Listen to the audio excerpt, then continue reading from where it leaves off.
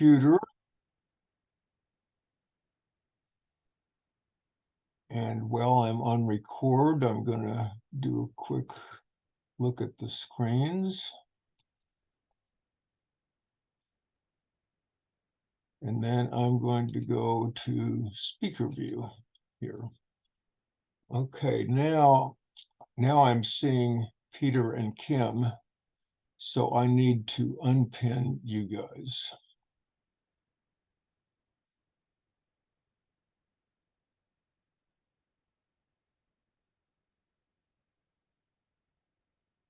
And now I'm seeing Danny.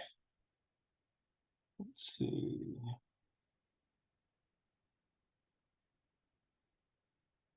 Now I'm seeing myself. Okay.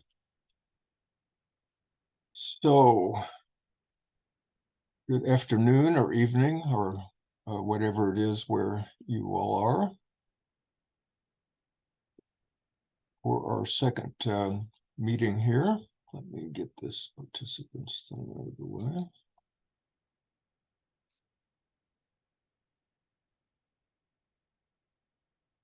Let's see.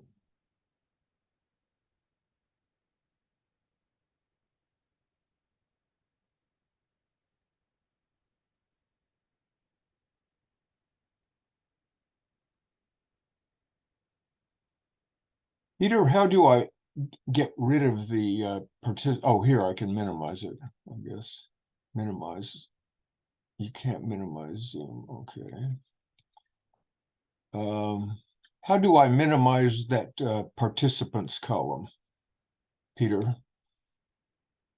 There's a way to shrink it by taking your cursor and bringing it to the very edge between your picture and the column, and then moving it to the right.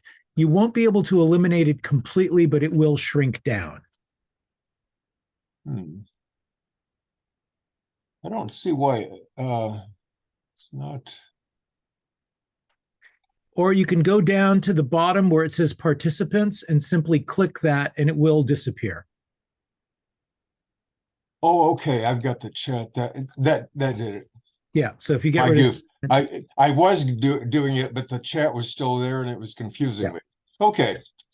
I'm still learning things about Zoom at this point. So welcome everybody to our second session.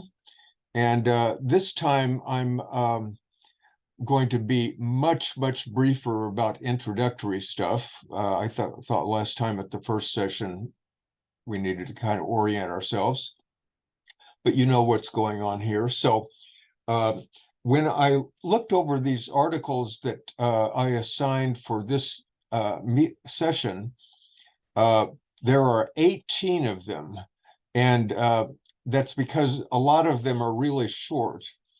And so you didn't have to do any more reading than before. But what it means is when I was looking at how am I going to talk about these things, there's sort of all sorts of topics. And so I ended up looking at them. And first of all, I said, there's some themes running through here.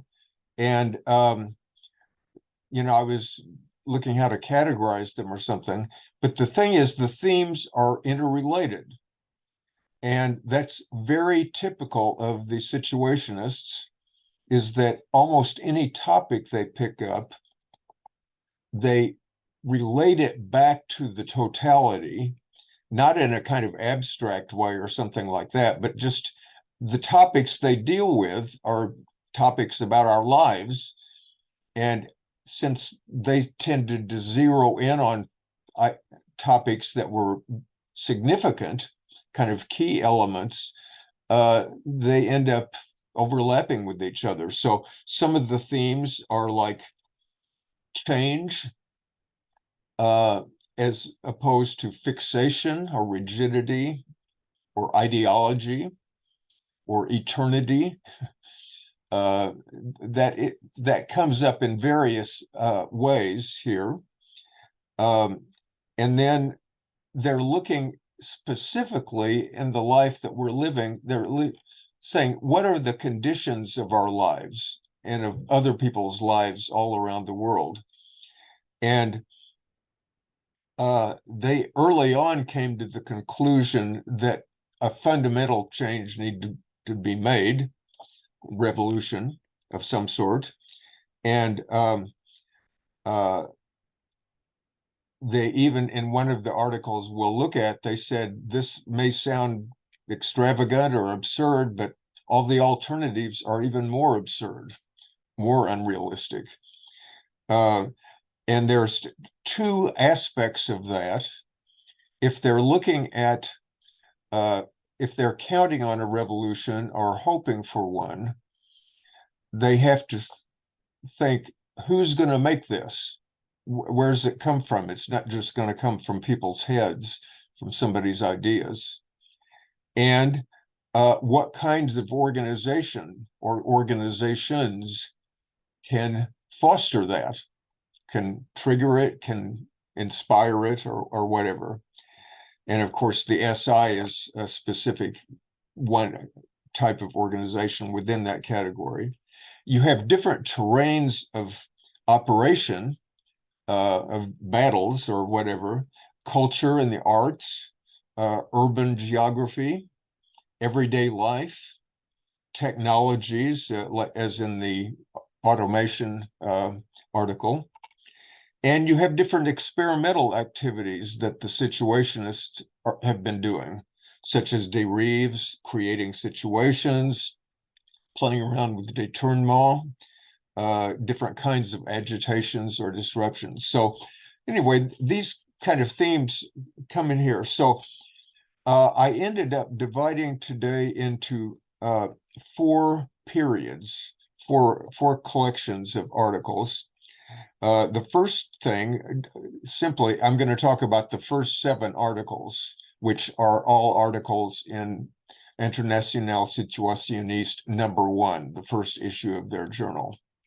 So that's a miscellaneous bunch. It's and then second, I'm going to talk about the theme of revolution, revolutionary organization, and specifically the organization, the Situationist International, how they are organized, you know, including the notorious thing about breaks and exclusions that everybody's always freaking out about. And then the third section will just be 2 articles, the article about free time and the article about everyday life.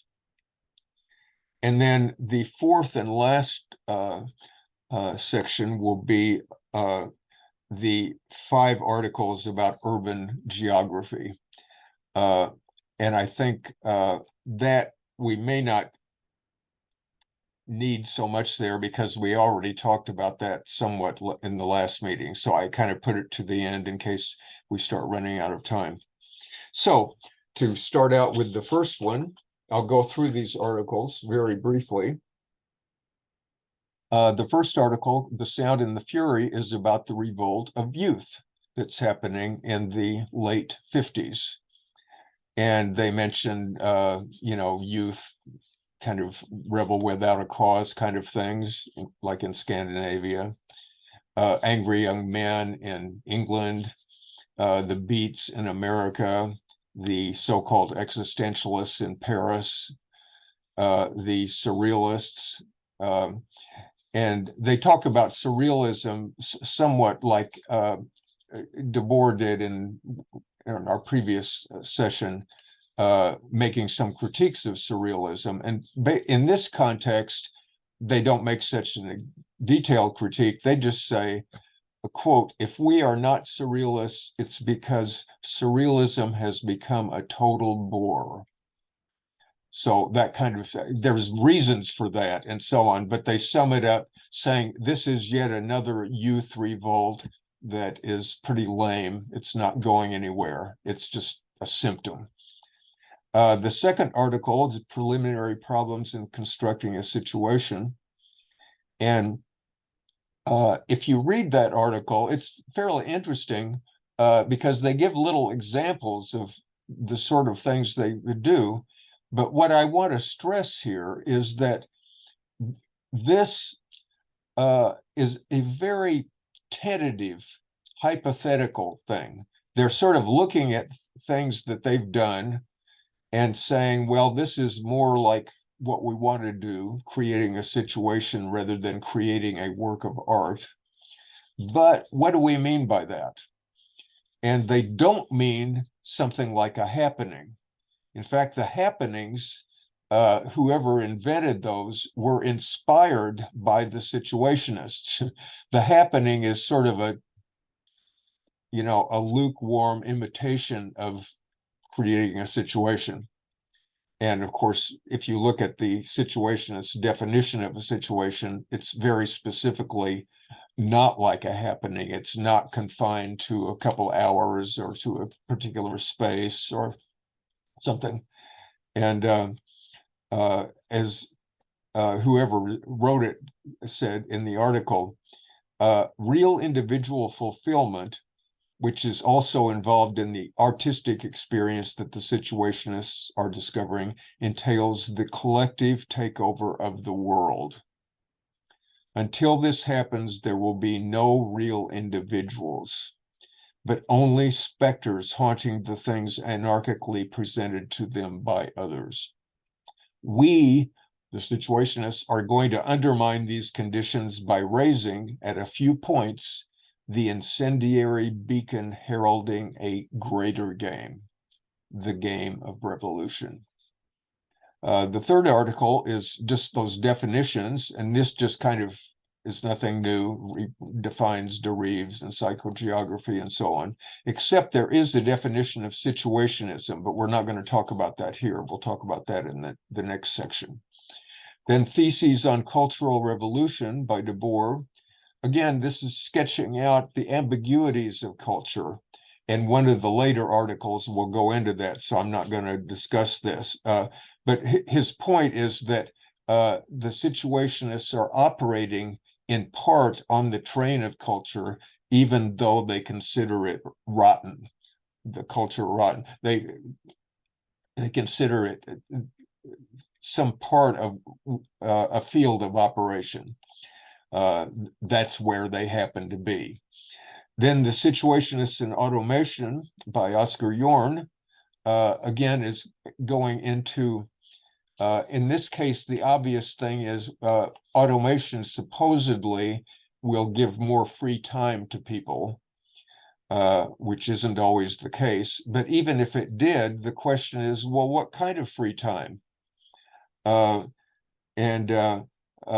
says, quote, the new leisure time appears as an empty space that present-day society can imagine filling only by multiplying the pseudo-play of pathetic hobbies.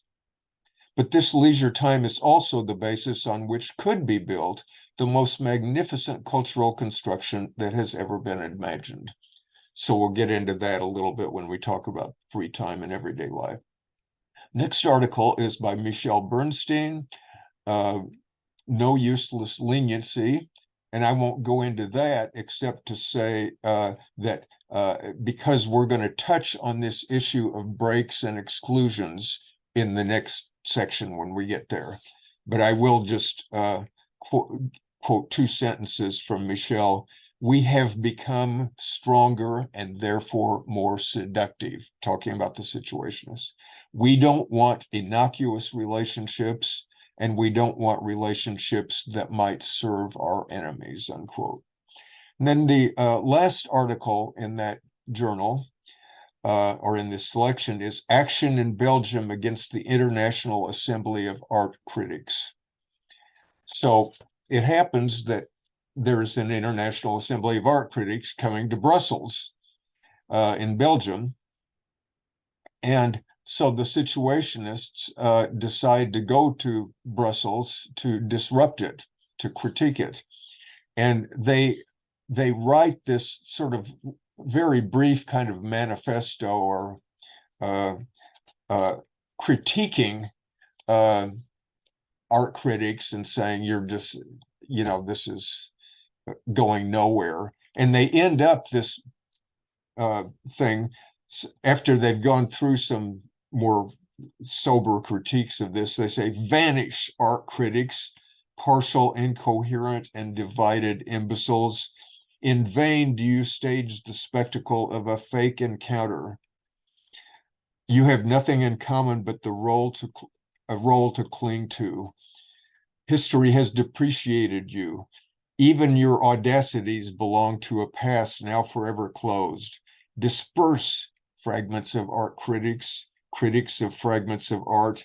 The Situationist International is now organizing the integral artistic activity of the future. You have nothing more to say.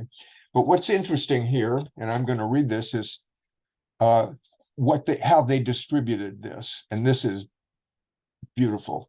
Our Belgian section carried out the necessary direct attack. Beginning April 13th, 1958, on the eve of the opening of the proceedings, when the art critics from two hemispheres, led by the American Sweeney, were being welcomed to Brussels, the text of the Situationist proclamation, which they've just quoted, was brought to their attention in several ways. Copies were mailed to a large number of critics or given to them personally. Others were telephoned and read all or part of the text. A group forced its way into the press club where the critics were being received and threw the leaflets among the audience. Others were tossed onto the sidewalks from upstairs windows or from a car. In short, all steps were taken to leave the critics no chance of being unaware of the text. These art critics did not shrink from calling the police and used their influence in order to block the reprinting of a text harmful to the prestige of their convention and their specialization. Our comrade Walter Koren is now being threatened with prosecution for his role in the disruption. So that's enough of that. We can go to chat and Q&A. And to do this, as you may remember, the simplest way is to raise your digital hand. And if you do that, either Kim or I will see that and we'll call on you. And when we call on you, we will click a thing that said, ask them to unmute. And so you should get a little message that says, do you want to unmute? And you do want to unmute. And hopefully we'll also get your image on here with mine. I'm now seeing Danny again for some reason, although you're not speaking. You're the one who's pinned, Ken, though. Okay. So I'm pinned. Now I'm not seeing anybody. Let's see here. So Peter, can you pin me and then pin whoever asked the question? Yeah, it doesn't seem like there are any questions just yet. Okay, You are fine. pinned. Okay. Anthony Hayes. There we go. And here. Anthony, there you go. Yes, here I am. Okay. Okay. Thanks, Ken. Look, just a minor point, I suppose, at this point. One thing I think that's interesting in, say, this early point, and it's in The Sound and the Fury, and it's definitely in Yorn's article on automation, is the SI at this point are talking about the domination of control of nature, or the control of nature, or even I think they use the term at one point victories against nature, yeah, and seeing sort of like the terrific sort of like development of the forces of production and the mode of production as opening up this possibility that they want to explore as the construction of situations and unitary urbanism and so on and so forth. Yeah. And look, it's just to sort of flag this point, I suppose, at this point, because the situations themselves, I think, sort of like develop along these lines. And you see it also to an extent in Lefebvre's engagement with the Situationists, where he wants to distinguish between, say, domination and appropriation of nature. Yeah. And this is sort of opening to later, more ecologically or environmentally sort of like environmental sort of critiques of capitalist sort of technology and Yeah, well, forces of productions and but so on and so Anthony, forth. let's not get too complicated here. We're just talking about a basic Sure, there are Look, people I that mean, the only reason I'm sort of bringing this up, Ken, is just to flag it to an extent, rather than to sort of like, and maybe we can talk about this later at some point. But look, I'm not sort of making a huge point at this point. I'm not even trying to take the Situationists to task over this. I just think it's interesting that this sort of language is there right at the beginning, and you see it to an extent in Yorn's article on automation as well. Yeah, I mean, this will come up. People will say, "Oh, you're not supposed to dominate nature. You're supposed to cooperate with nature," or something, But I mean, basically, this is kind of meaningless stuff. It's just, the terminology may get a little nuanced over the decades or something like that. But the point is, they're just saying that we're not a victim of, like if there's a storm, we don't die because we can build houses and stuff. So that used to be called dominating nature or conquering nature. And maybe nowadays people would use other terminology, but that's all that means. It just means that you're not just like a bacteria just floating along with things happening to it. It means that we're having something to do with it. And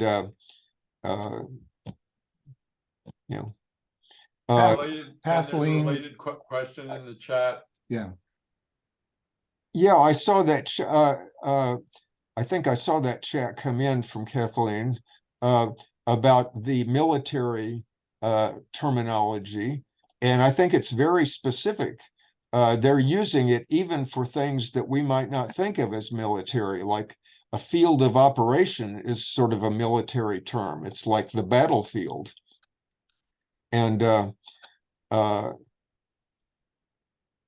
so they consider that we are in a battle. We're in a war. That's what revolution is about. And, so they're playing with those terms, but they like the idea, like, this is a fight. This isn't something, as somebody else mentioned in the chat, Debord later on even invented a war game that's kind of like chess, so that you could practice your strategical things. Ed Matthews.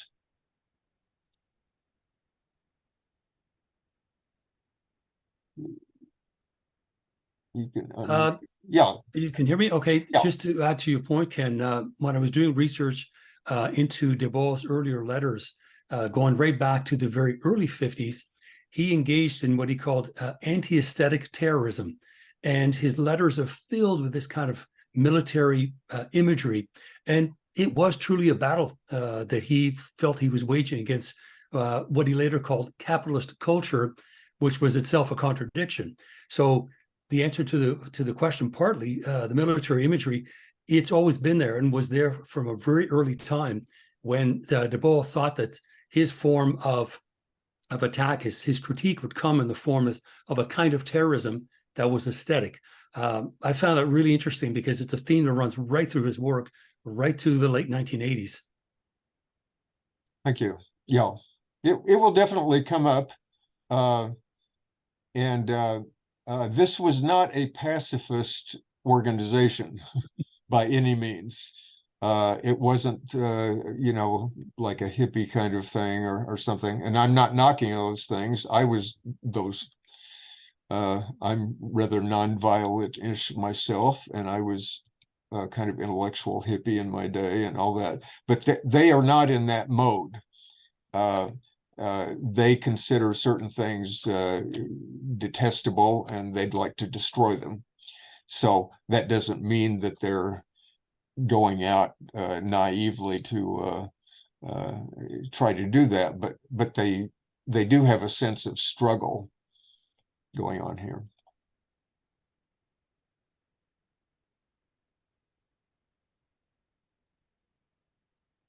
Okay. There are quite a few questions coming up in the chat. Okay, well, why don't you read off DB, some of the ones you think I'll are read, Yeah. around what time of the 20th century do the Situationists consider art to be dead? Can we consider the SI the very last avant-garde movement of the 20th century?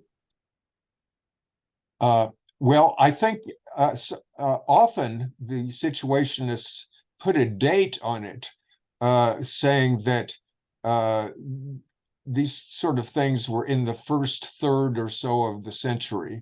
So basically, they're talking about things like Dadaism and Surrealism. But there were other movements too that called some things into question, but those are the clearest examples.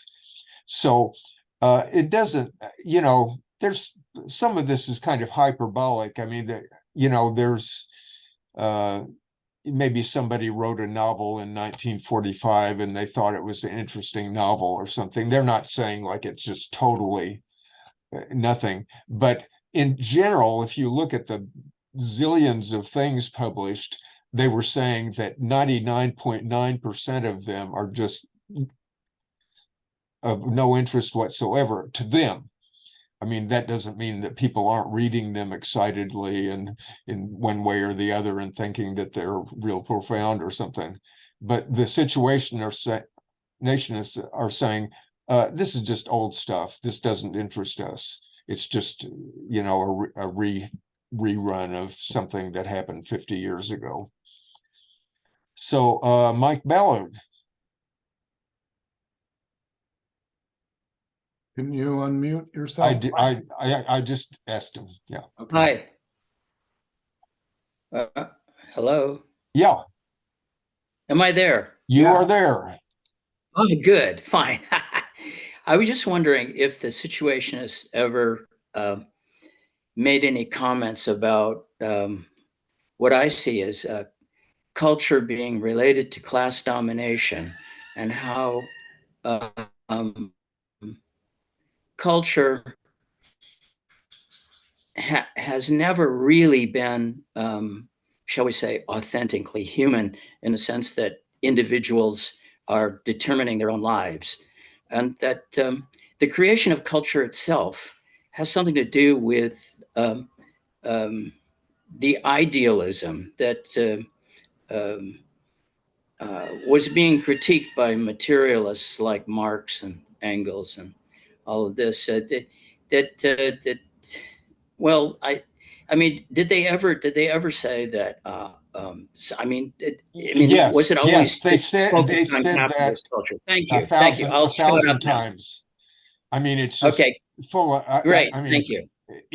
when we get to Society of the Spectacle, you'll see Debord has a large chapter about culture, and the whole point of this it would be completely meaningless. It's a connection with class society, of course, but it's not a sort of obvious, oh, this opera is bad because it's ruling class and punk is good because it's, that's kind of simple-minded. But they're saying, well, of course, these cultural things are linked to class society. Right. Any other things in the chat? Yes, in the introduction of preliminary problems in constructing a situation, there's a quote: "The principle of spectacle is linked to the alienation of the old world." Is this a reference to Marx's theory of alienation? Well, it might be kind of based on that and something. I don't know that it's a reflection. Exactly. I mean, that's an aspect of Marx that just sort of goes without saying. I think, yeah, of course they're thinking back to that. Well, I think let's move on, and then we can always come back to these things. I'm going to go on to do this. I want to get me back in the. Let's see my billing. Also, a reminder, if folks don't want to raise their hand and ask a question, the chat is available.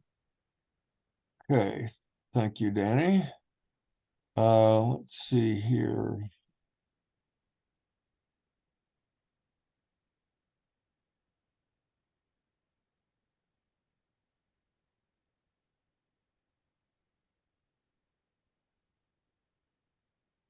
Uh,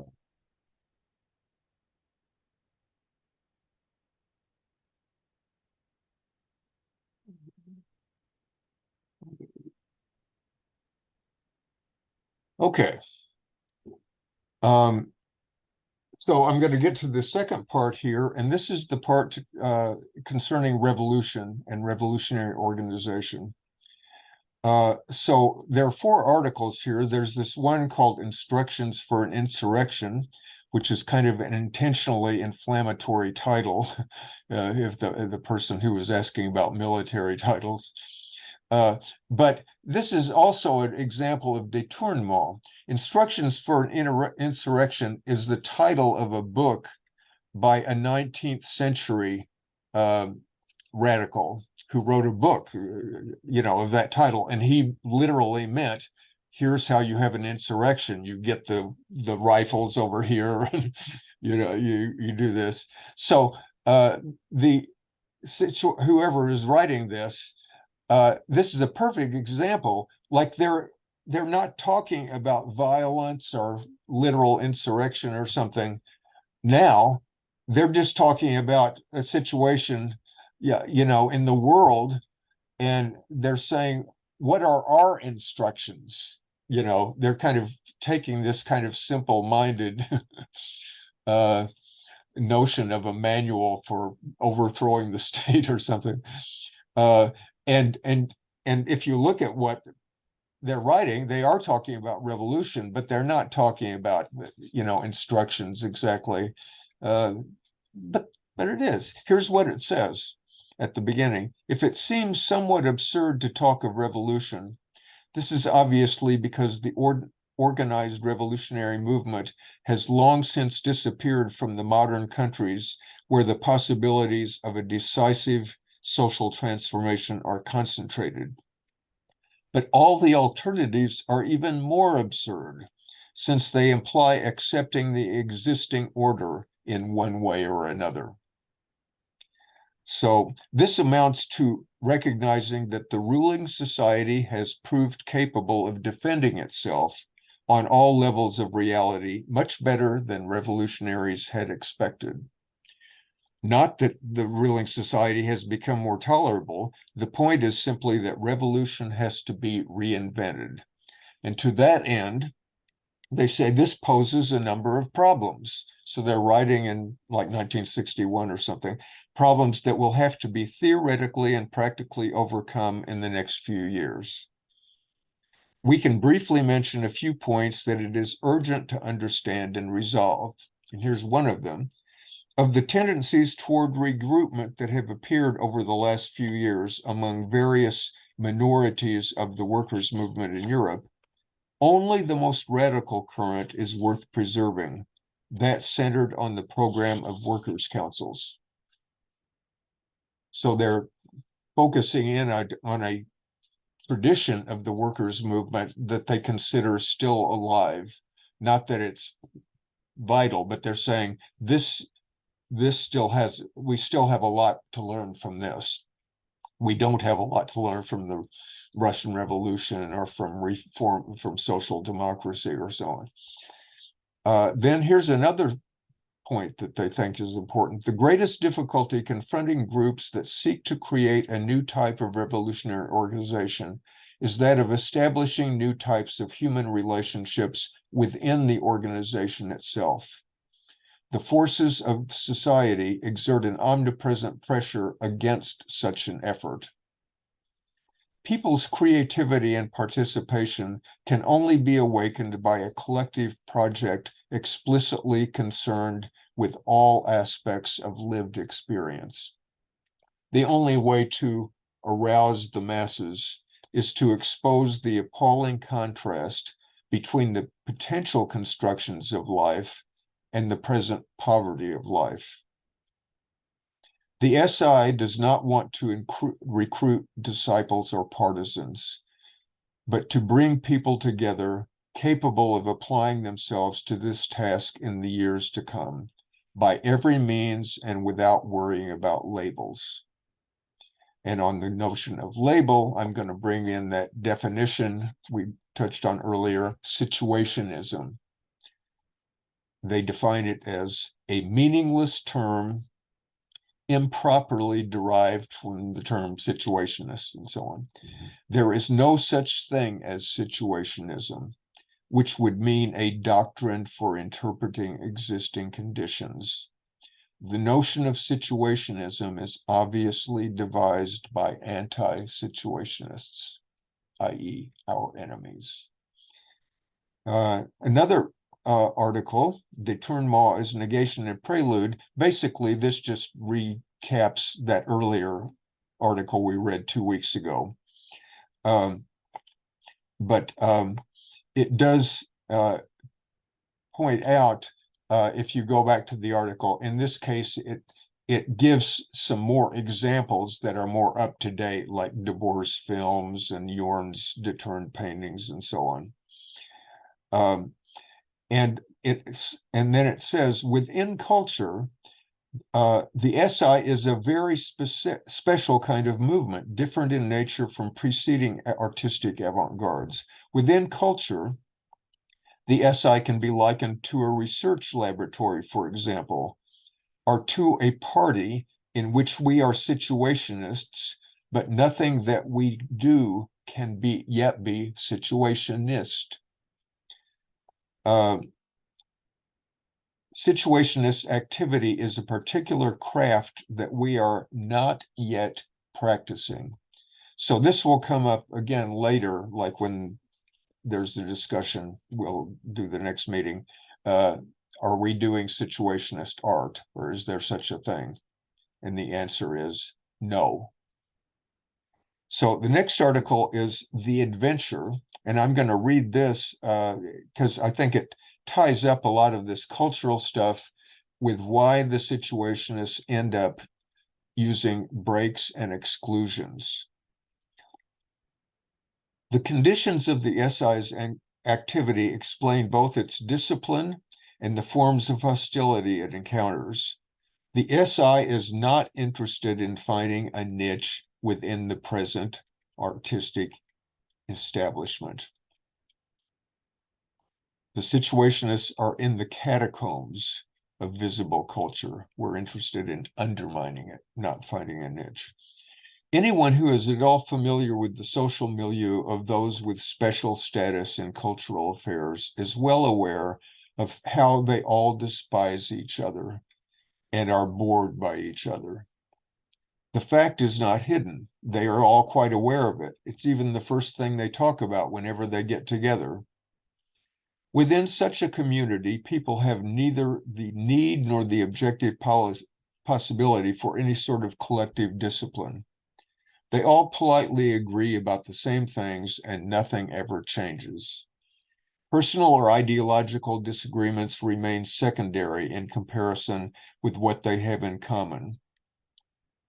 But for the SI and the struggle it sets for itself, exclusion is a possible and necessary weapon. It is the only weapon of any group based on complete freedom of individuals. None of us likes to control or judge. If we do so, it is for practical purposes, not as a moral punishment. The terrorism, so-called, of the SI's exclusions can in no way be compared to the same practices in political movements by power-wielding bureaucracies. It is, on the contrary, the extreme ambiguity of the situation of artists, who are constantly tempted to integrate themselves into the modest sphere of social power reserved for them, that makes some discipline necessary in order to clearly define an incorruptible platform. Otherwise, there would be a rapid and irremediable osmosis between this platform and the dominant cultural milieu because of the number of people going back and forth. And then they go into all these kind of comical reactions that people who have been excluded or rebuffed go into about, rumors about how nasty the Situationists are and that they're drug dealers or sexual maniacs or authoritarian, whatever. It says, these attacks have long been whispered around us by the same people who publicly pretend to be unaware of our existence. And that went on for quite some time until later it became hard to deny that they were existing. To the question, why have we promoted such an impassioned regrouping in this cultural sphere whose present reality we reject? The answer is because culture is the center of meaning of a society without meaning. This empty culture is at the heart of an empty existence, and the reinvention of a project of transforming the world as a whole must also, and first of all, be posed on this terrain. To give up demanding power in culture would be to leave that power to those who now possess it. We are quite aware that the culture to be overthrown will really fall only with the totality of the socio-economic structure that supports it. But without waiting any longer, the Situationist International intends to confront it in its entirety on every front. And then the next article is the selections from the 4th Situationist Conference in London. And the point to note here is we have Debord, they're in the middle of a discussion and it's gotten kind of amorphous in what's going on here.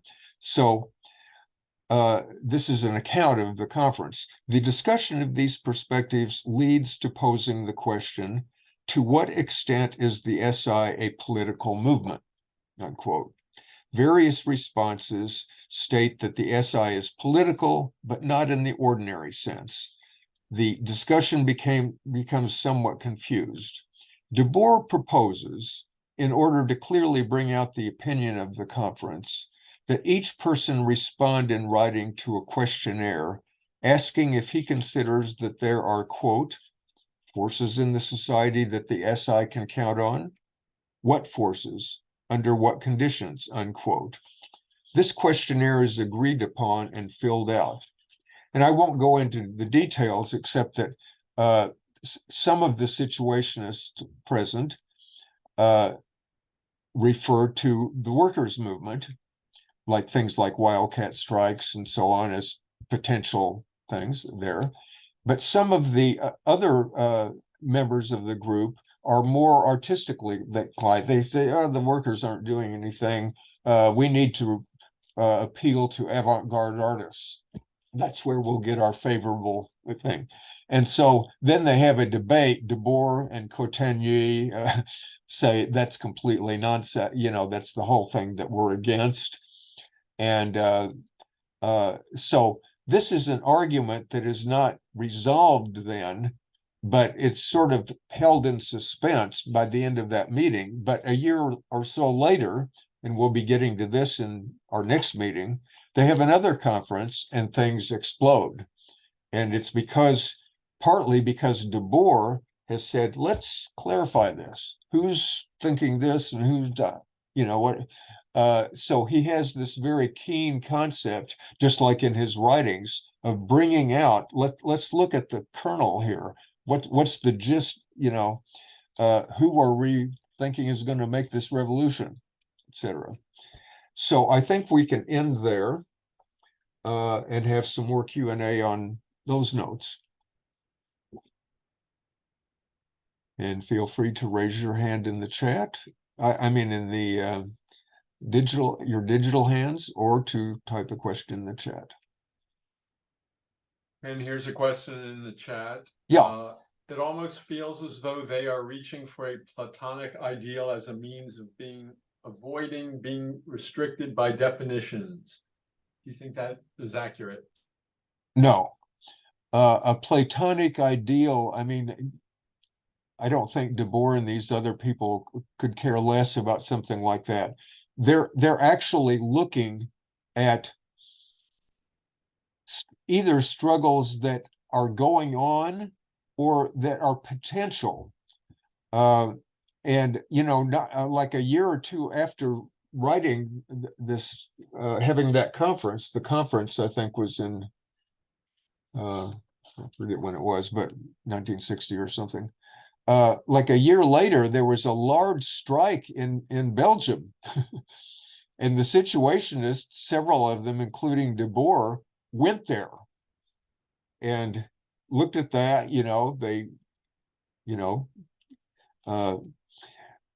So this is an example of something that people have been saying, oh, the workers aren't going to do anything. And they did do something. There was stuff going on.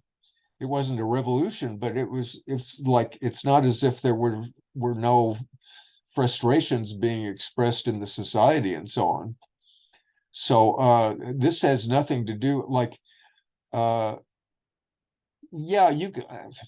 there's nothing Platonic about this. It's that, remember in that earlier article, they're saying right now, revolution has failed. We're not denying that. We're just saying, okay, what went wrong? What are the possibilities? They're not rah-rahing like, hooray, we're on the eve of revolution or something like this, but they're just saying there are contradictions in the world. How are these being reflected? How can we accentuate them? And as a matter of fact, in some of the things they did accentuate them, helped to lead to such a movement in the next few years. Anthony, let me see here.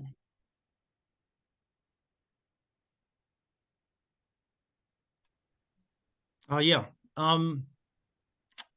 Look, yeah, it was just a sort of like a follow up on some of those comments, Ken, about the fourth conference, and also the article on instructions for insurrection. One of the things I think that, say, Debord and those who agreed with Debord found objectionable at the end of 1960 when the conference happened was that this is an argument that had actually taken place over the previous few years, particularly between Debord and Constant, and to a lesser extent Jorn, this question of the role of the working class. And Constant had basically put forward a very similar argument to what, say, Prem and the Spur artists are putting forward in towards the end of 1960. And not coincidentally, you mentioned the general strike that happens in Belgium in the end of 1960 and the beginning of 1961.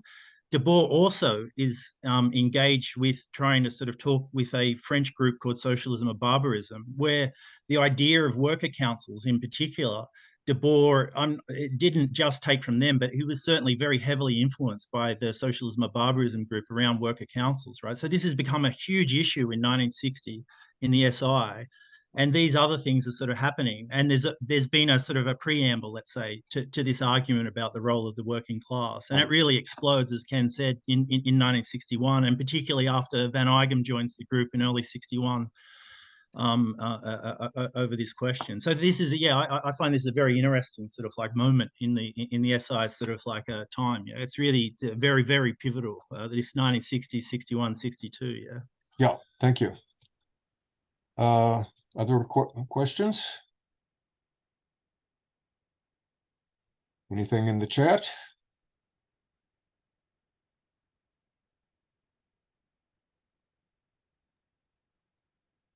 Yeah, I put something in the chat. Okay. Why don't you I'll just ask it. So the instructions for an insurrection was published in 1961. And it starts out saying it seems somewhat absurd to talk of revolution. So I was I was wondering if they were familiar with the 1959 revolution in Cuba, if they were following that at all. Oh, they were quite familiar with that.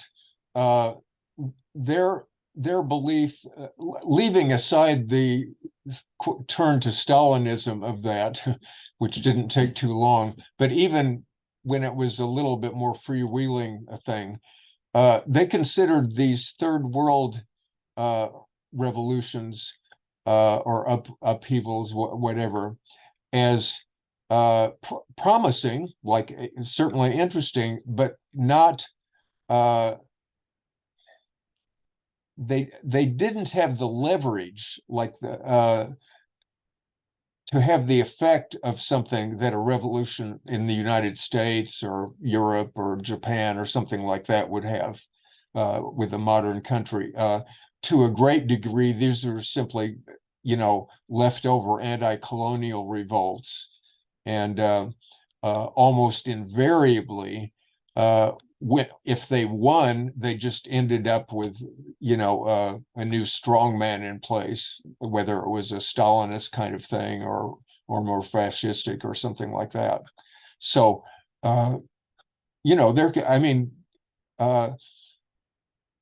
they were watching things that were not so well known now, like in the Congo. There was revolts going on there at the same period. And actually, there was a Congolese member of the SI, Lungela. And I don't know whatever happened to him. He might have gotten killed in the Congo later on. But Debord actually wrote some stuff about the Congo. And yes, I mean, they were quite familiar with Cuba and, with China and Vietnam and those kind of things. And later on, we'll get some examples where they go into detail about that. Algeria would be another obvious example that's going on exactly at this period. I think Judy Gate may have had a question. Judy, did you have a question?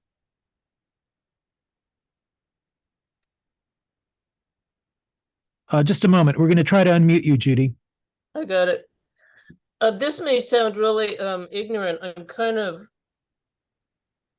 lost with the situationist stuff because it just seems so divorced from any kind of reality to me. I'm just a regular person, working class, retired person. But I was just curious, what kind of jobs did these guys have in the real world? Did they have jobs? Various. They tried to get by without working to some extent. Debord supported himself as a poker player part of the time. Vanagem wrote articles for an encyclopedia, among other things. René Vianney, who wrote their book about May 68, was a professional sinologist.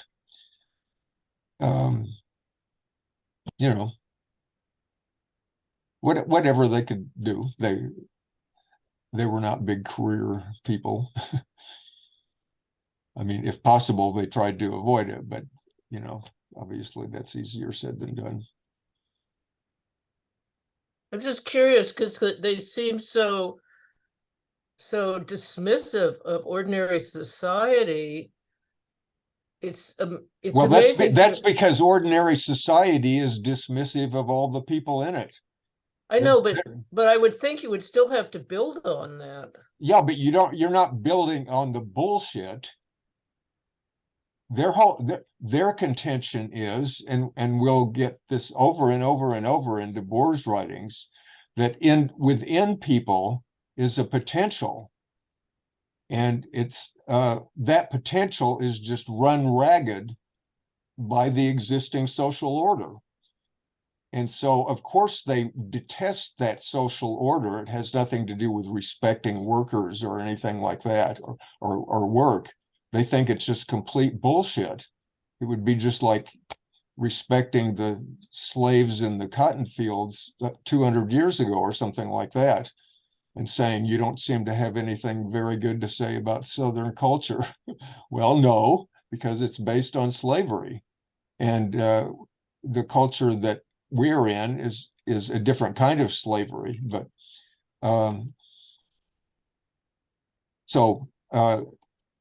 they're not pro-worker because any more than like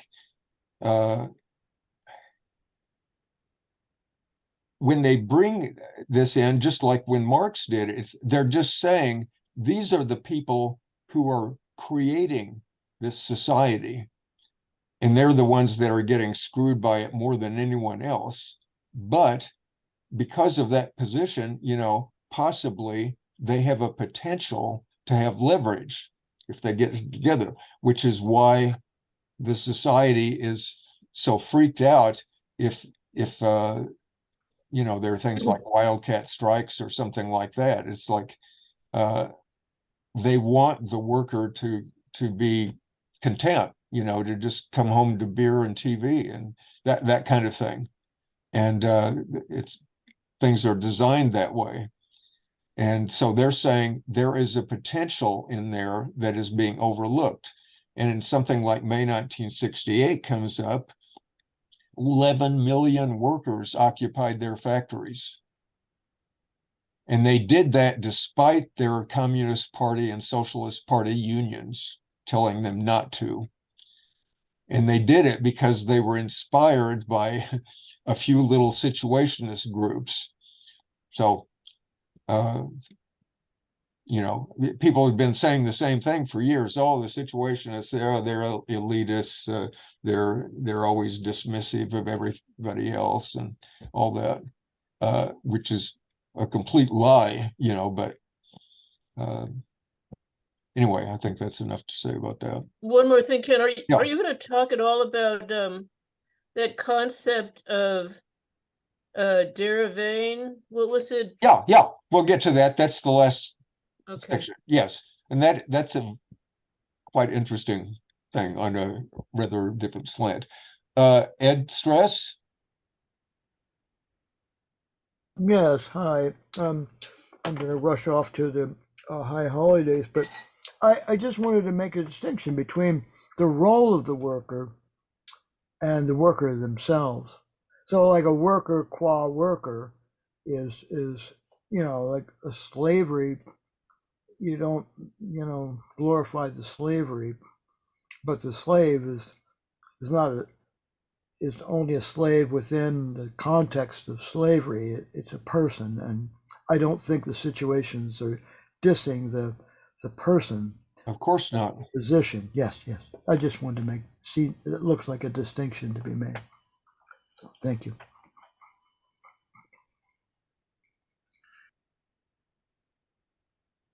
Any other questions? Otherwise, we can move on. There's a question in the chat somebody addressed. I'm not sure. I'll just throw it out there. Question international connections. Do you know if there was a connection with the Johnson Forest tendency folks, particularly CLR James? Castoriadis had that, but it would seem there could be some inspiration from there. And then somebody else replied, the influences via socialism ou barbarie, not direct. Yeah. I mean, they were quite aware of each other. So I think those CLR James and Raya Dunayevskaya people were that kind of so-called Marxist humanism sort of thing would have overlapped. I mean, just like solidarity in England and socialism ou barbarie in France and so on. So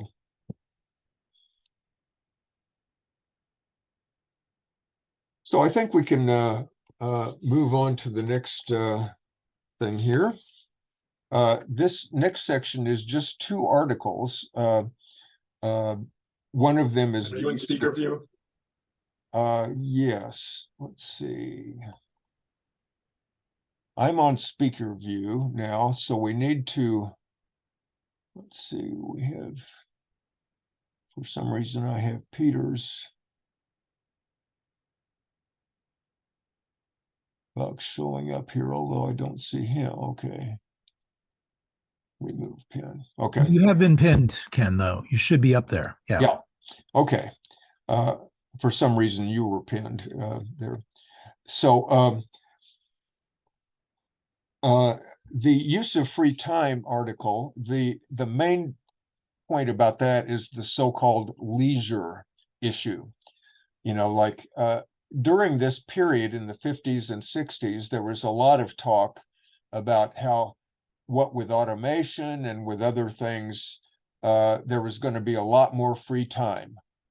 You know, and there was all sort of debate about, well, what will that mean? We'll just have 3-day week, or a 4-day 4-hour a day, or what. And of course that didn't happen, but there was some thought that sort of logically, if these automation and computers and other things like that are labor saving, then you would think, well, then people don't have to work so much. But that's not how it works under capitalism. They'll find something else for you to do, or else you'll simply be out of work and on welfare or something like this, if you're lucky. But as Jorn pointed out in that automation article,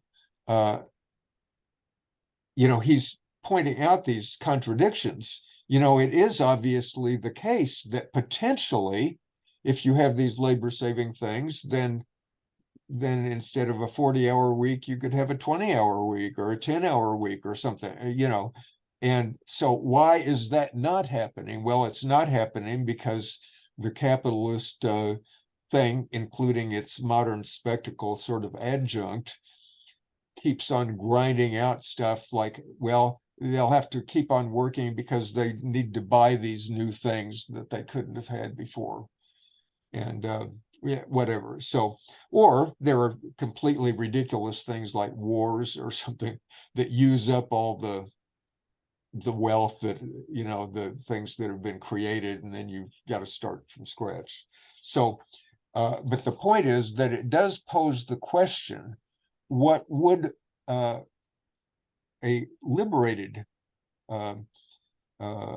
free time, what is count? That article says, this reiterated platitude is that leisure has become a major factor in advanced capitalist society. What is counter-revolutionary about all this verbiage is that it equates free time with passive consumption, as if the only use of free time was the opportunity to become an increasingly full-time spectator of the prevailing absurdities. The emptiness of leisure stems from the emptiness of life in present-day society, and it cannot be filled within the framework of that society. So then the next article is a longer talk that Debord gave called Perspectives for Conscious Changes in Everyday Life. And the context of this was that Debord at this time was friends with Henri Lefebvre, this famous Marxist writer, intellectual, and professor. They were pretty good friends for a couple of years, around 59, 60, 61. And so Lefebvre, among other things, said he had written books about everyday life himself from a kind of Marxist angle, and which Debord and his friends had appreciated. And so Lefebvre at some point organized a symposium that was like a multi-day conference of sociologists and different other kinds of academics on the theme of everyday life. And so this was happening presumably at some university, and he invited Debord to come and give a presentation during that. So Debord, who would not usually hang out in academic places like this, did accept, because, like I say, he was friends of Lefebvre, and he thought this would be an interesting occasion to intervene, as that term is, just like they intervened with the art critics conference a couple of years earlier.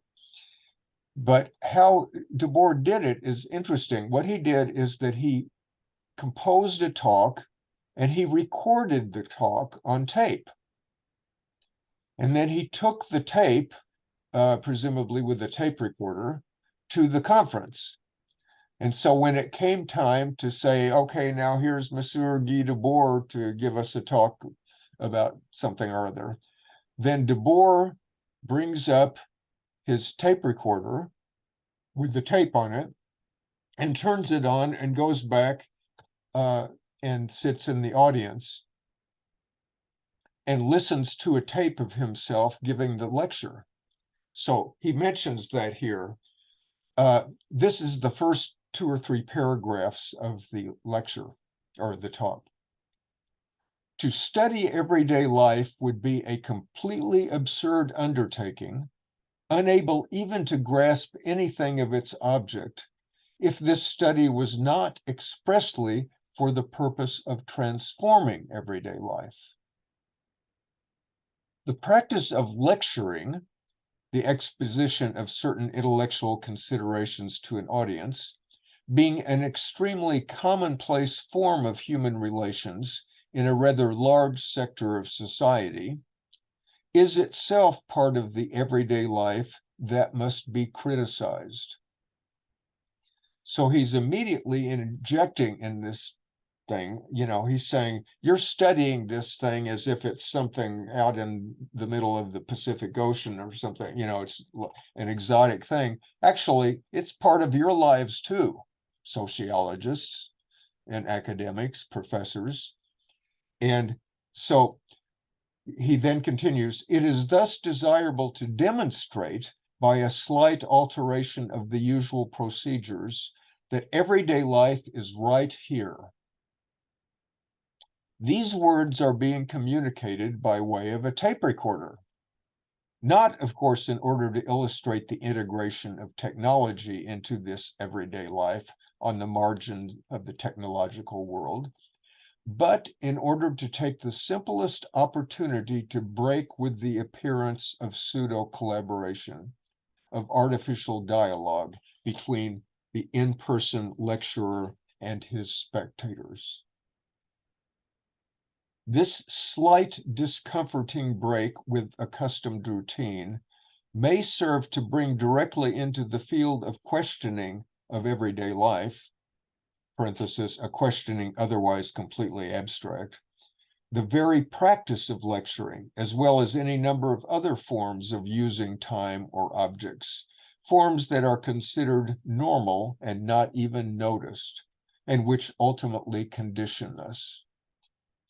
With such a detail as with everyday life as a whole, alteration is always the necessary and sufficient condition for experimentally bringing into clear view the object of our study, which would otherwise remain uncertain, an object which is itself less to be studied than to be changed. So again, he's taking this very dialectical thing, just like Marx used to do with various topics, and saying, okay, you've brought in this topic, let's take that topic. How does that topic relate to this other thing, and so on? And before you know it, the people that raised the question, suddenly they're in question. It's not that they're in this superior thing to, study exotic people or exotic conditions. And Debord goes on, to fail to criticize everyday life means accepting the prolongation of the present thoroughly rotten forms of culture and politics, forms whose extreme crisis is expressed in increasingly widespread political apathy and neo-illiteracy, especially in the most modern countries. And he goes on to make an analogy. We would talk about colonized people and say, oh, the people in Algeria or the Congo are revolting. They've been colonized by Europeans and so on. And he's saying, well, I think that you could also consider that everyday life is an area that is colonized. It just doesn't have machine guns, ruling it. It has people's habits ruining, or people's customs and so on. But that it too,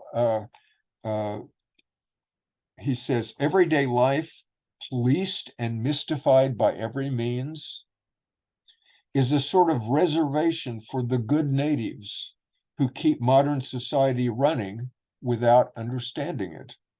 The people who live that everyday life are the product of a history over which they have no control. It is, of course, they themselves who make this history, but they do not make it freely or consciously. So I think I'll stop there. But again, in both of these cases, but particularly Debord's thing, he's talking about everyday life, one of the main situationist themes. And it's something that people don't talk about. They just take it for granted most of the time. And they consider that what's really life is the extra stuff, the big show that we see, or the fancy vacation that we have, or the relationship that we dream about, or something, and not just sort of the things that we and almost everybody else does 99% of the time. So any questions on those themes?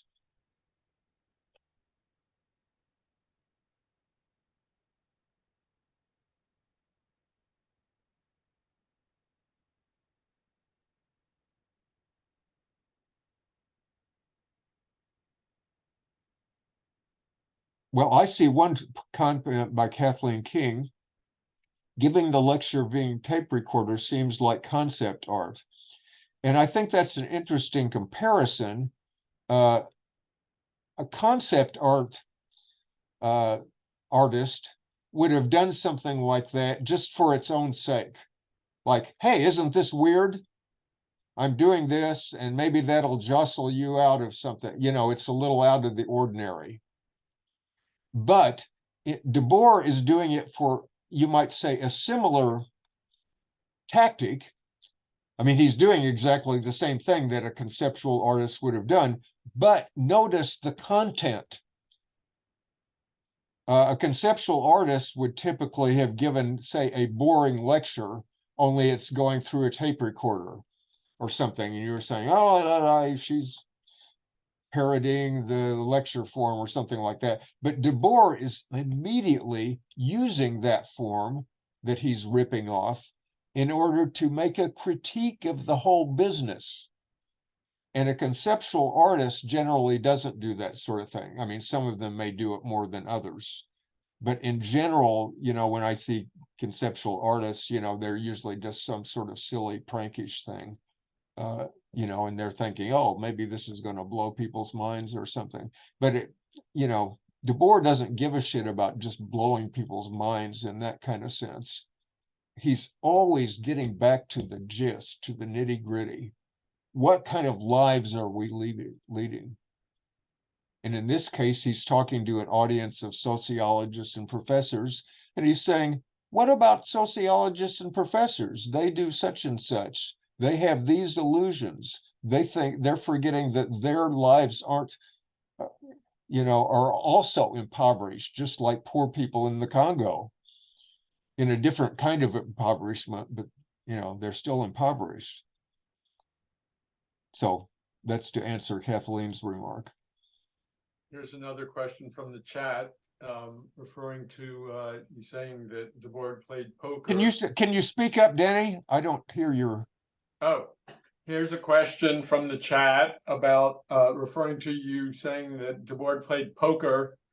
Debord as gambler, détournement of money. How might this relate to the idea of everyday life as a gamble? Is gambling a détournement of the everyday or just part of the spectacle? Well, I wouldn't say it's either. It's just it's a way. It was one way to get by without working. Is all. And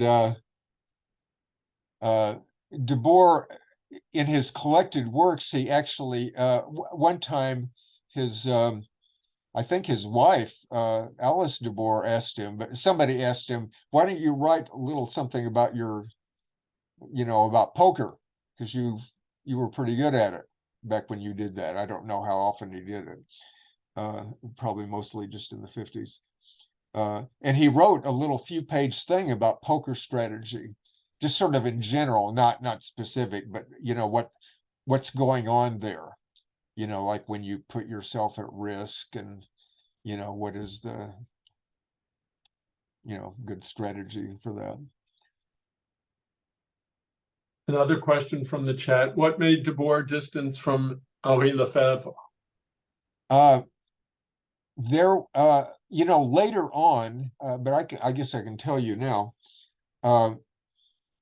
they were pretty good friends. At some point, he and Michel Bernstein and Lefebvre, took a trip to South France, auto trip, and so it was like they were spending days together, and were pretty good buddies. But I think eventually the kind of academicism or something built in there. And one thing, we will much later will be reading a very short text called Theses on the Paris Commune that Debord and Vanagim and Cottagny wrote. And they, it was just like 3 pages or something. And they gave a copy to Lefebvre back in 1961. It was the 100th anniversary, the 90th anniversary of the Paris Commune. And Lefebvre wrote a book about the Paris Commune, and he, without acknowledging, he took many of the themes in these theses and kind of did watered down versions of them. And the Situationists thought this was, it wasn't that they objected being used, like plagiarized, but they thought it was just pretty lame. Like, he was not really picking up. So that was the point of rupture, was that they put out a poster in which they showed their theses side by side with what Lefebvre did with it. And then they made some comments on what was implied by this. So that would have been in, I think, late 61 or early 62, something like that. Ed Matthews? I just wanted to add to what you said too. In some of the letters that are attributed to Debord, there was conversation about what also happened with the rupture between Lefebvre and Debord. And apparently at some point around that, the era that we're talking about, the 1961, Lefebvre appeared or assumed, or Debord assumed that Lefebvre was going to publish one of Debord's articles in an academic paper.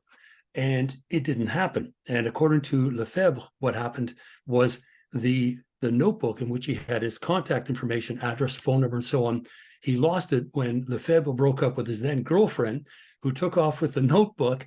And Debord thought it was an insult, a slight to him, that Lefebvre never contacted him again, and thought, okay, well, that's it. I'm done. I'm done with academia. I'm done with Lefebvre. And that's part of what happened. It was a simple misunderstanding that he could no longer contact him to say, we can do this or we can't. Now, that's much lower level of what you're talking about, because we're talking about intellectual disagreements and also some degree of plagiarism, which the SI didn't mind, providing it wasn't watered down. But on top of that was an alleged promise by Lefebvre to publish one of Debord's articles in an academic journal, and it fell through. But it fell through because Lefebvre lost his notebook with his info. Well, yeah. Anyway, this is kind of it's gossip. Anthony Hayes, yeah. Just to add to the gossip as well, like Lefebvre later in an interview claimed that he participated in the discussions that led to the theses on the Paris Commune that is attributed to Debord, Van Eyck, and Cottagny. And also Debord, interestingly enough, in an internal document about a year or two after, said that he wasn't really that concerned with the plagiarism. What he was mostly concerned with in the case of Lefebvre is that Lefebvre effectively refused to participate with the Situationists on the Situationist grounds, right? i.e. in non-academic sort of fashion, yeah. And that was the thing that he was really pissed off about, rather than the plagiarism, so to speak. But I mean, also one last little bit of gossip. It was the article that Lefebvre published that later became a book in 1965, was published in Argument, in a journal that the Situationists had actually boycotted since the end of 1960. And they absolutely, it was beyond the pale in some Right. ways. I would think that was Lefebvre had even published more it of an with them. issue, probably, because Yeah. they were kind of just like they were sort of boycotting the art critics and stuff like that. They had publicly stated that they were boycotting this magazine, this journal, Arguments, which was a sort of eclectic leftist philosophical thing. And so if Lefebvre was with that, I would say that was probably more important than anything else, that that Lefebvre was not taking seriously their point about drawing some lines, like how mushy are you going to get? So that's, again, the sort of thing that they're talking about in that article that I read from about artists, because the same thing could apply to intellectuals and something, that if you start hanging out with so-and-so and so-and-so is hanging out with so-and-so over here, pretty soon you're friends of people that you despise. And if that's on a personal level, you may have various ways of dealing with that. We may just ignore it or something. But if you're a political group who are making public statements about this, and then the friend of friend is saying, oh yeah, I know these people, or I've hung out with this guy who was a friend of Debord's, and all this, it starts getting very mushy. And so the Surrealists back in their day were some of the pioneers of people who would make a big deal about, no, we are having nothing to do with that person or with that group or that magazine or something. And even though it may sound kind of extreme and could be silly at times, who knows, but the point is, by doing that, you bring things out into the open. It's just like when Debord is in that conference and he says, this is getting kind of confused here. Let's do a questionnaire. Who, what do you think the SI is depend on, under what circumstances, and by doing that, he sort of, what's the term? Not crystallizes. I'm trying to, what's that visual term? Like, anyway, you bring the division into clarity. I want to say crystallize, but it's not quite that. So that's the logic of, like, if somebody makes a big deal about that, suddenly it's like a PR sort of thing. It's like you've put yourself out there.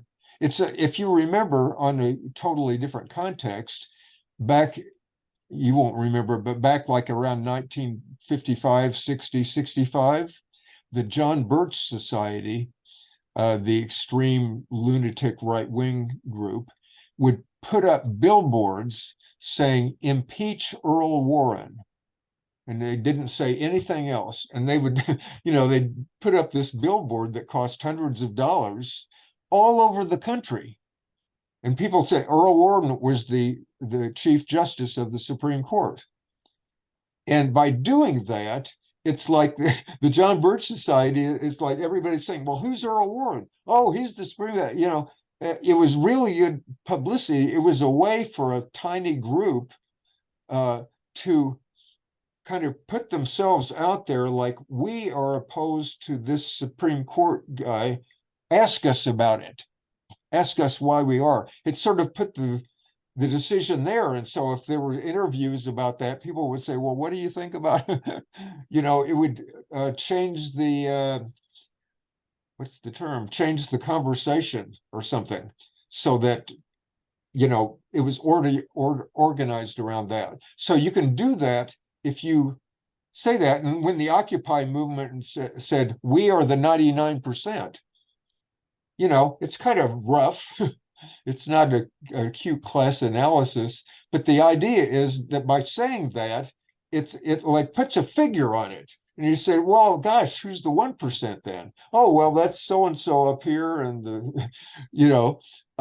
it rearranges the conversation compared with the conversations that usually are going on in the news and in Congress and all that, where you're sort of debating this issue and that issue and compromises and all that. It just sort of puts it out there.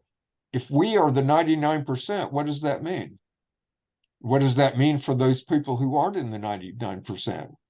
Who are they? So when the Situationists would say, we are boycotting Argument's journal, it's like somebody could say, what? Why would you boycott something of so little interest or something? You know, it's just some intellectual bullshit or something. But the Situationists were not saying, oh, this is just all bullshit, it's too intellectual or something. They were saying there's something specific. We're going to pick this out, and we're going as an object lesson, and we're going to say, if you write an article for that, you're out of our, you know, you can socialize with who you want, but not with us. And we're on record as stating that. So it generates interesting conversations, you know, like, well, why would they do that? Or, you know, so other questions or comments, or shall we move on? Are we on time, Ken? I think we're ready to move on, actually. And for the last thing, I'm going to say hardly anything, because I left the last thing were 5 articles about urban geography. And the reason I did that, as I said, we discussed a lot of that in the previous session, because we had 3 articles back then about cities designing and so on. You've read them. I would suggest that the theory of the derive is the most interesting one. If you have articles about that, people are usually curious. And some people have, you know, tried to do modern day derives and all that. But anyway, it's interesting that Debord talks about his experiences just like a scientist would. He says, we've tried this, it doesn't work very well. We've tried that, that's pretty good, you know. If, you know, he gives examples of things that they did in derives and the idea, but the gist is that they're wandering around a city, Paris or Amsterdam or London, some interesting city like that. And they're just seeing what happens. And they may have some strange encounters. They may be run into some very boring scenes, in which case they'll veer away and try to find something else. Whatever they do, they come out of it kind of like refreshed. You know, they've taken a trip into a strange country, even though it's in their own city, because they've approached it with a different attitude. So if you have any comments or questions about that.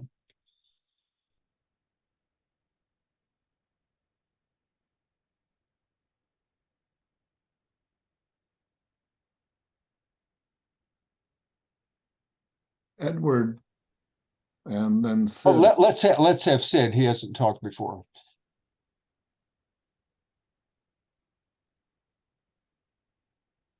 Yeah, hello, everyone. Thanks for doing this, Ken.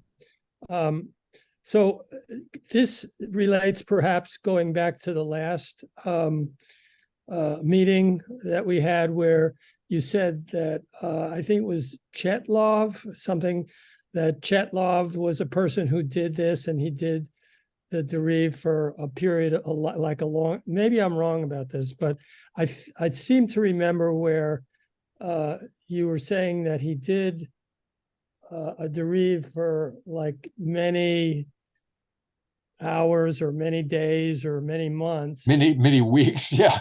More or less, obviously you've got to go to sleep, you know, and all that. But apparently he and Debord did one that was like 2 or 3 months, you know, sort of on and off. And so the question sort of relates to the question of him becoming insane, which I think you said something to that effect. That so one question is, who was that? What does that mean actually, that he became insane? Like, is that something self-defined, or did somebody else say he was insane, or like what exactly was that? Like what happened? Yeah, I don't know the details, but I know that at certain I know Michelle Bernstein, and she was friends of his as well as Debord, like in 1953 and so on. And apparently, like at certain points, he just sort of went crazy, you know, like where, you know, you send for the ambulance, you know, this guy is going out of his mind or something. And then when he was in a mental hospital, it wasn't like he was held there against his will. Like at a certain point, he didn't want to leave. And so as far as I know, he never left. Like he lived until 1990 or 91 or something like that. So it's, you know, he didn't, you know, he lived a normal lifespan. And I think most of the time he was just he was in it was probably a fairly comfortable kind of that, you know, it wasn't like a nightmare scenario that you can imagine. It was, you know, something where the doctors were friendly and he got to do stuff, you know, like if he wrote, you know, some theatrical thing, you know, that he and the other people acted it out, or, you know, but he just got used to, if I understand right, like he didn't want to leave. Interesting. You know, it was just like the outside world was just so crazy that in this way, he just wasn't bothered by it, and he could just kind of do whatever he was doing. So it's kind of a risk factor, but maybe not. Yeah. Not. Yeah, I mean, it wasn't like he was, you know, off into a torturous thing, you know, because I mean, I can sort of see how that might happen to a person who follows these recommendations. Yeah. It's sort of taking. I mean, and some of them committed suicide. You know, these early people. You know, they're just like the Beats and you know, people like that. They're just kind of going off into extreme things, and you don't really know where you're going to end up.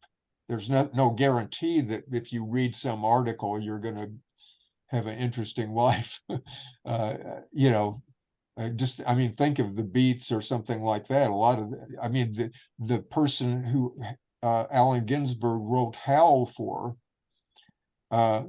was a mental, you know, he was a guy who had been receiving shock treatments and so on. And that was the guy Howl was dedicated to, one of Ginsberg's early buddies. But in this case, the buddy goes insane, and somebody else becomes a junkie like William Burroughs. And somebody else like Ginsberg goes through a lot of stuff, but ends up pretty good shape, you know, all told. We do Zoom meetings. What's that? We do Zoom meetings. We do Zoom meetings, if that's That's just a joke. Okay. Yeah, anyway, Ed Matthews.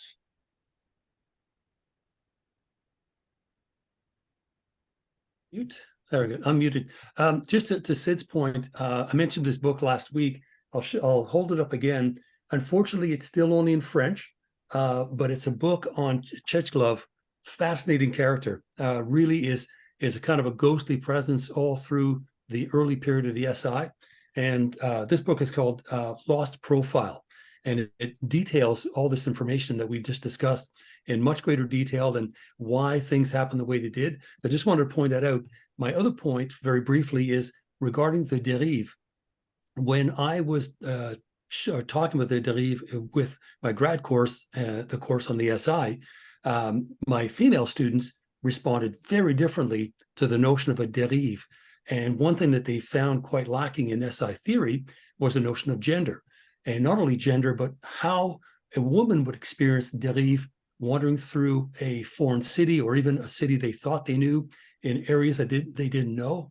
The issue of safety, the kind of psychogeographical things going on, very, very different for a woman than it would be for a man, or even, you know, a group of men and women. So it's something I just wanted to raise, because I find one of the blind spots in SI theory is gender. because we look at it now in 2023 is very, crucial and important.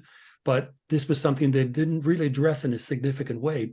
But dérive would have been an issue that would have really they would have thought about it quite differently and experienced it very differently as well. So just wanted to mention that. There's a somewhat parallel case, like the Algerian members of the SI or the lettrists. There was a case where an early SI article is by this guy from Algeria with an Arabic name and so on.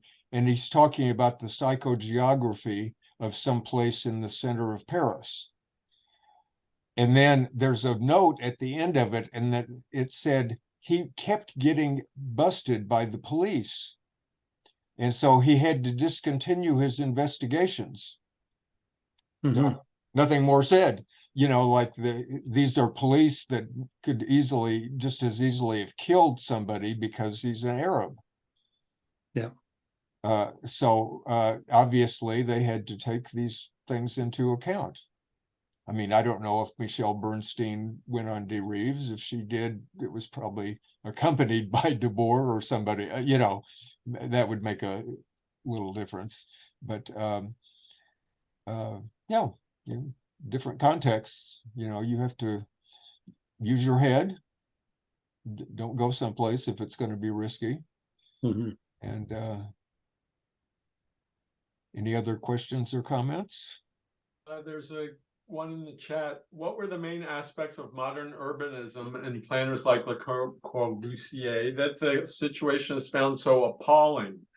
And were the Situationists familiar with other critiques of urbanism at the time? For instance, Goodman's Communitas. I think Le Corbusier, actually, there are a few complementary things in some of their works, but in general, they said, we don't like this.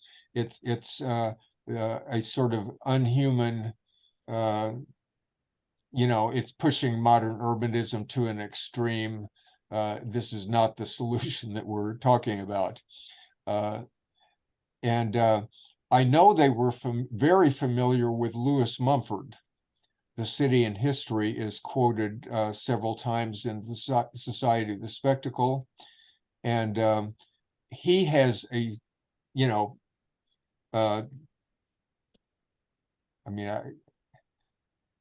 guess he would be somewhat, I'm not sure if they knew about Goodman or not. I like Goodman a lot. In fact, in my Joy of Revolution, I mentioned Communitas and some of Goodman's other writings. He's not the Situationist by any means, but he has a lot of these kind of fresh ideas about, let's look at this with fresh eyes. How would we build things? What would be a normal, a natural way to build things if you didn't have to worry about profits and stuff like that. So, they probably knew who Paul Goodman was because he was fairly famous in the early 60s, but whether, they were in contact or something like that, I don't know. Judy Has has her her hand up. hand up. Okay.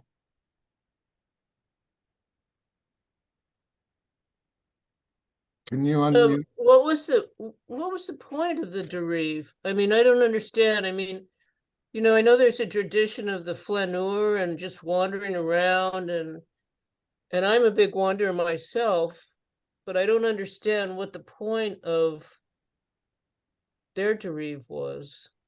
What was it supposed to accomplish? Or What do you accomplish when you have a party? a party? Yeah. Community, I guess. Maybe if it's successful. Okay. Are you not supposed to accomplish anything? What's that? Is it not supposed to accomplish any? I thought. I think their point is it's actually like an exploration.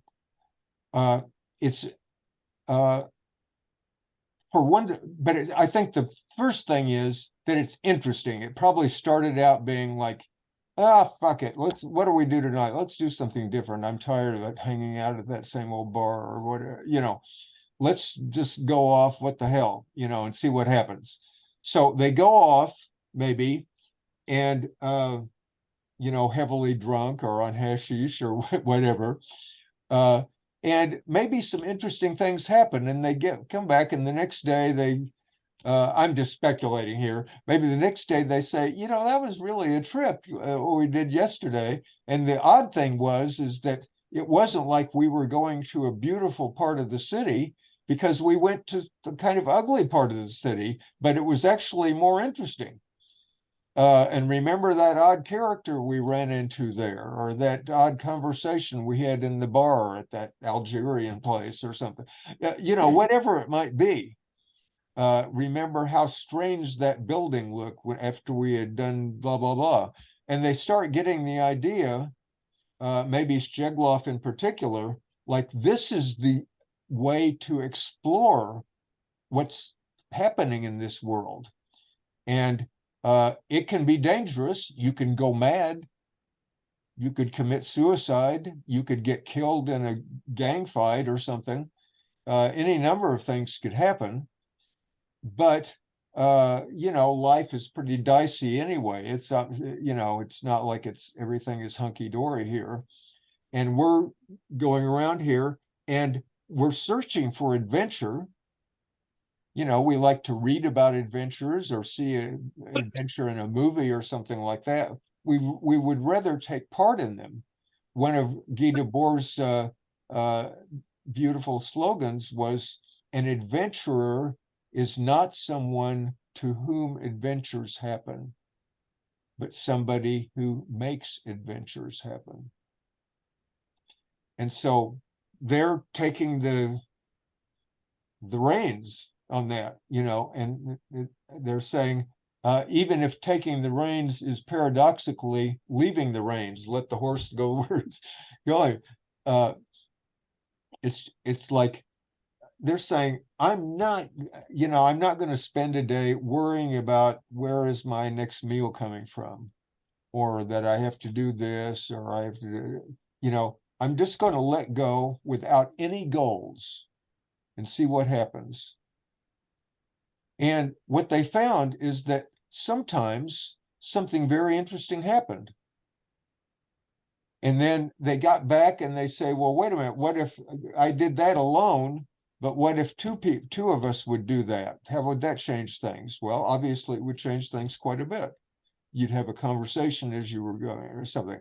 What would happen if two of you met a third person at a given point at some point and compared notes? Where have you been? We just met this strange guy over here. Tell us about who you met, And they come back and gradually they're saying, we are learning to diagnose the sickness of this society because we've sought these adventures and we've found some adventures. And then when we look back at this society, at the buildings, the streets, we say, what the hell is that doing there? What's that? Oh, yeah, that's a hospital. That's a factory. That's an office building. That's a school. Oh, yeah. But for a moment, they forgot that. They ignored it, and they noticed that building is stupid. It's ugly. It's in the way. It's not. Why would a sane society build a building like that? That is unpleasant to work in, doing stupid jobs that don't need to be done anyway, et cetera, et cetera. So out of this, they come up with a much more penetrating critique of the society, including the cities, the buildings, the traffic, the various physical aspects that we really take for granted, because we can't just brush a building out of the way like we can brush some things out of the way. And that's because they did these adventures, and they did them kind of a mix between conscious, decisive, we're going to do this thing, and letting go. I'm going to do this thing, namely, I'm going to drift. Just like when you take an acid trip, I'm going to do this, and who knows what's going to happen. But that's an interesting thing. Kirsty. Let's see here. Okay, am I unmuted?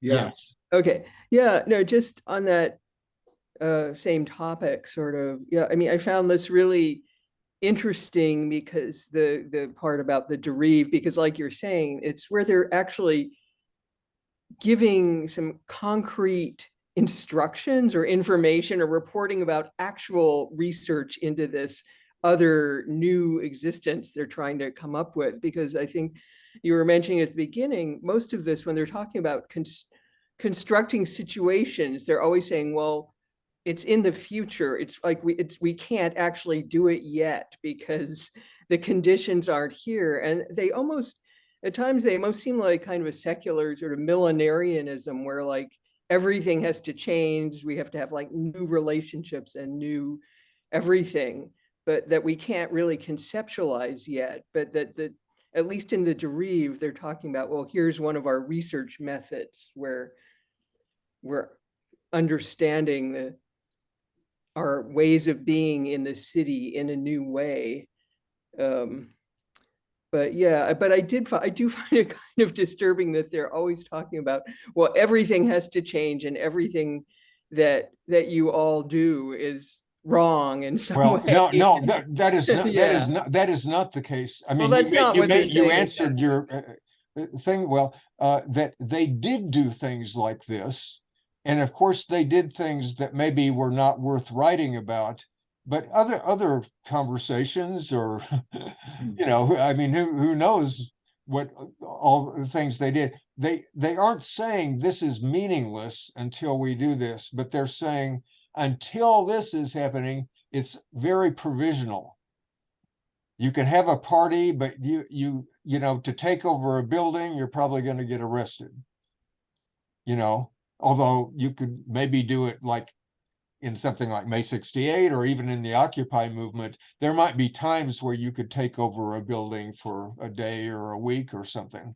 You know, just because there's so much publicity, the police don't dare to invade or something. But basically, they're saying, we don't have, you know, we can't do what rich people or congressmen or something. I mean, they can come up with stuff, you know, they can declare that there will be such and such a building here, such and such a festival will take place here, and it will happen. We can't do that. You know, the most we can do is among a few friends, we can say, well, let's go out to this place, you know, this park or this, yeah, you know, whatever, and kind of have, you know, a few hours of sort of interesting, music, conversation, play, yeah, whatever it might be. But we can't really transform life except in those minimal ways, like you transform your life by taking a psychedelic trip or, you know, going to a really interesting music jam or something. You know, these things can be dandy, you know, it's great. If it weren't for that, you know, things would really be bad.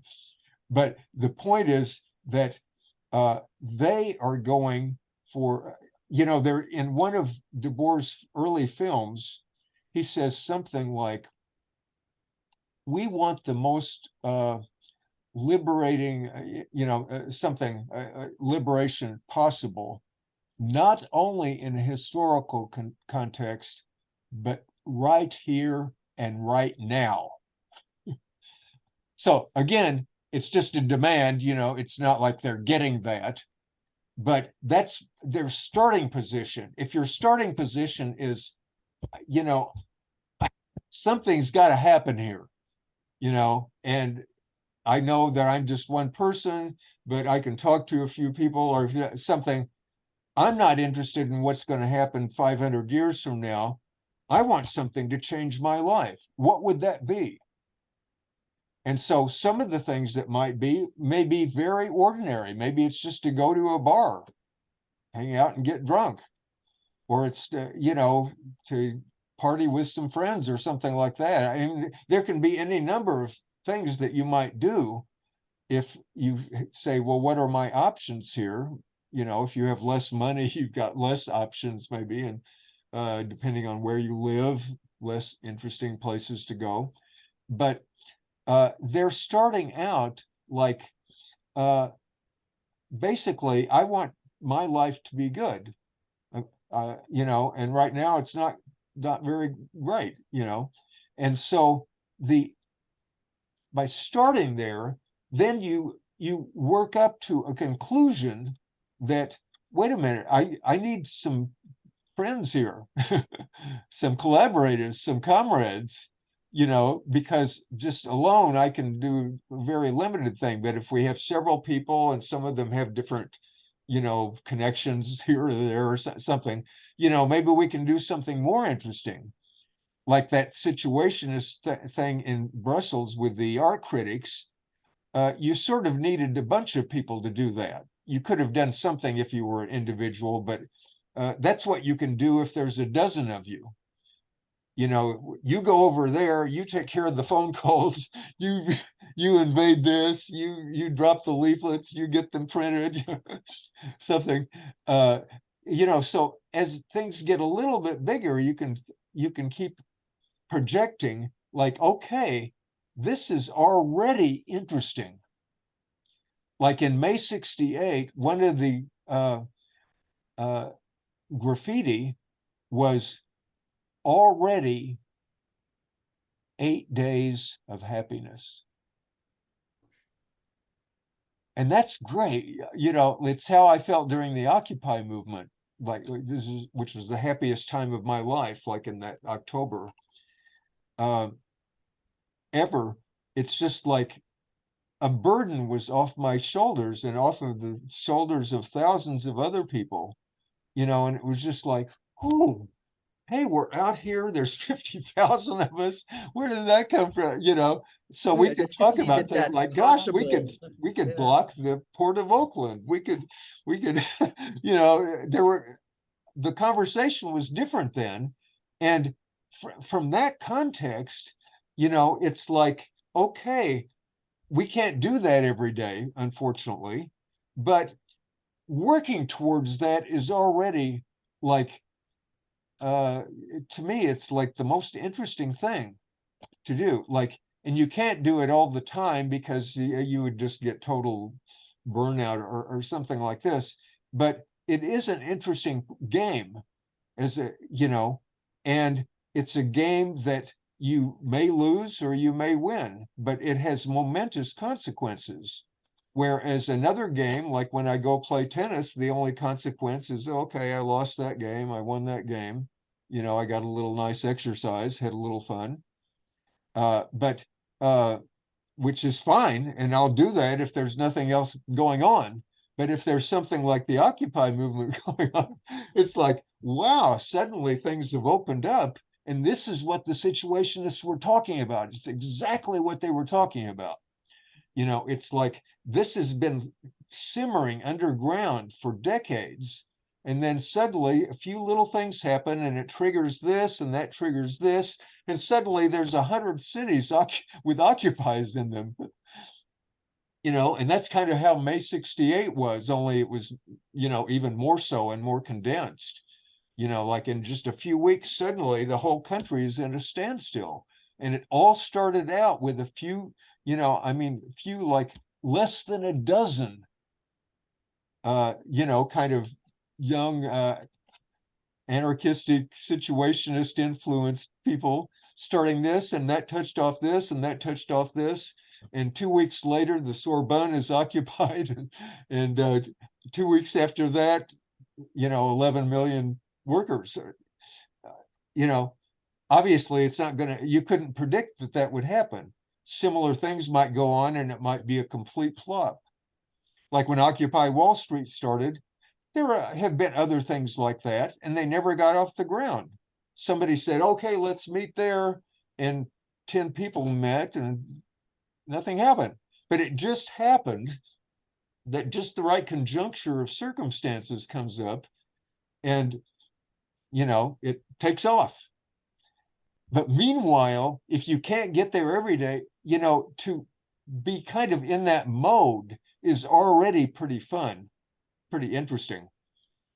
You know, so long answer to your question. Thanks.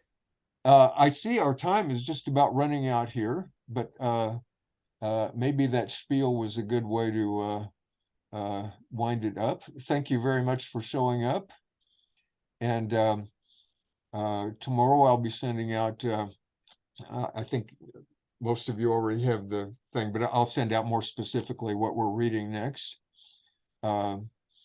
So I just encourage you to, you know, keep delving into this stuff. And I find it pretty exciting after all these years I've been doing it. I go back over, you know, they really hit this on the nose. So any final remarks or questions from anybody? Yeah, I'd like to say something. I'd like to just give a brief testimony related to page 87 in the section Basic Program of the Bureau of Unitary Urbanism. There's section 3 about traffic circulation. And it says traffic circulation is the organization of universal isolation. As such, it constitutes the major problem of modern cities. It is the opposite of encounter. It absorbs the energies that could otherwise be devoted to encounters or to any sort of participation. So my car recently broke down, and the first day I took public transportation from my gangland in Vallejo to my gangland in Oakland, a group of people got on BART, the subway, and there were about 8 or 10 of them. And one of them sat down next to me and we got in a conversation, and she informed me that this group were a bunch of sonic geographers, and they were on their way to some environment that they had chosen to examine the environment and do an analysis only focusing on sound, on the sonic aspects of the environment. And I had my book, my Situationist Anthology with me, and I said, oh, I'm reading about psychogeography. It's very similar, it sounds like, to what you're doing, except you guys are focusing just on the audio portion. And she said, oh, let me introduce you to my professor. And so he said this was part of the background material that they use in their course, and it's related to acoustical ecology. There's a whole department about this in a university in Vancouver, and you can look it up. Wikipedia has an article about acoustical ecology, and I think it grows out of this, of the Situationist. Very likely, yeah. Interesting. Serendipity happens when you put yourself out there. Yeah, when your car breaks down. When your car breaks down. Okay. Well, once again, delighted to have you all, and hope to see you 2 weeks from now. Bring your friends. And so right now I'm going to turn the recording off. Let's see here. Stop recording.